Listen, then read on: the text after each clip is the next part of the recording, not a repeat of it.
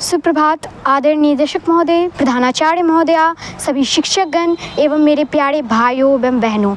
मैं मिताली राज, लाल international school की छात्रा, आज आप सभी लोगों के सामने वीर अभिमन्यु पे बोलने जा रही हूँ। जब कुरुक्षेत्र की समर भूमि में शरशैया पर भीष्म हुए, तब कुरुकलंक के नैनों में क्रोधाग्नि लगी और ग्रीष्म हुए।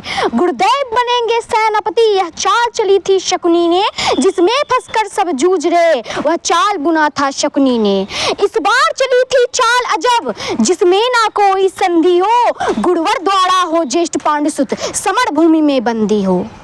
फिर पांडव सेना में गुरुवर ने ऐसा तांडव नृत्य किया, सब समर मुंड से बांध दिया, कुछ ऐसा चित्र विचित्र किया। निज सेना की यह दशा देख अर्जुन को क्रोध अपार हुआ, बज उठा कृष्ण का 5 जन, फिर गांडीव का डंकार हुआ।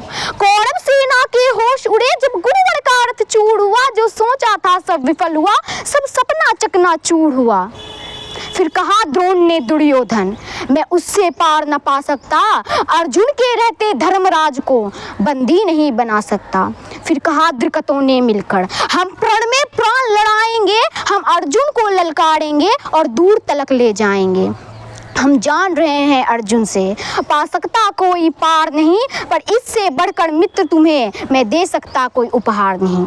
फिर क्या था ऐसी नीति बनी जिसको सबने मंजूर किया, उसने अर्जुन को ललकारा और समर भूमि से दूर किया। अर्जुन के जाते गुरुवर ने ऐसी नवीन संरचना की, जिसका भेदन ना हो सके, उस चक्रव्यूह की रचना की। पांडव सेना भयभीत हुई, यह देख शत्रुदल सुखी हुए, जो सदा शांत चित्त रहते थे वे धर्मराज भी दुखी हुए। निज सैन्य तात को दुखी देख फिर शेर बबड़ को जगना था, जो धनी धनुष के बनते थे उनको भी नाक रगड़ना था। है उम्र 18 वर्ष मगर यह बड़ा धनुष का धनु, सबने देखा कोई और नहीं, यह अर्जुन सुत अभिमन्यु है। मैं इसका भेदन कर दूंगा, या भेद गर्भ में सुना हुआ, हे तात चिंता दूर करे, यह सुन साहस 100 गुना हुआ। फिर अभिमन्यु के पीछे ही कुछ तेज चले कुछ धीम चले, कुछ पैदल घोड़े रथ सवार ले, गदा गदाधर भीम चले। फिर अभिमन्यु के पीछे ही कुछ तेज चले कुछ धीम चले, कुछ पैदल घोड़े रथ सवार ले, गदा गदाधर भीम चले। अभिमन्यु को ना रोक सका, वह द्वार तीसरे पार गए, पर आज द्वार पे जयद्रथ था, चारों भाई लाचार हुए। अभिमन्यु ने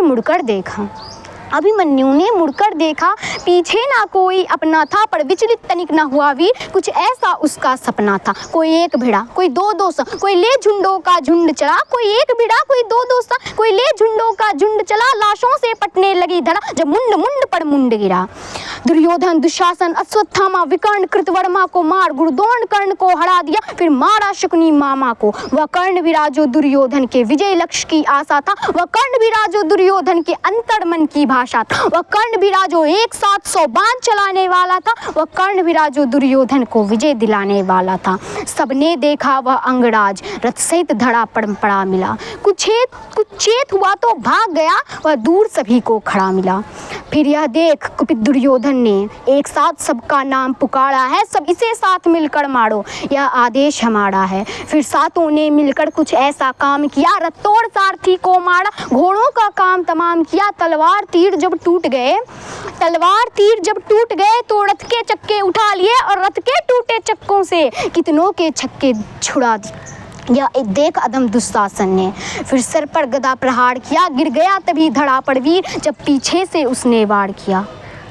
सब नियम युद्ध के भूल गए और ऐसा अत्याचार किया, फिर बारी बारी से सबने उसके सीने पर वार किया। सब मायापति की लीला है, मैं कृष्ण लिखूं घनश्याम लिखूं, कितनों को धूल चटाया है, कितने कुरुओं के नाम लिखूं, शब्दों में सहज सुशीलापन, अब कविता को विश्राम लिखूं, मैं उस बालक अभिमन्यु को अब अंतिम बार प्रणाम लिखूं। धन्यवाद आपका।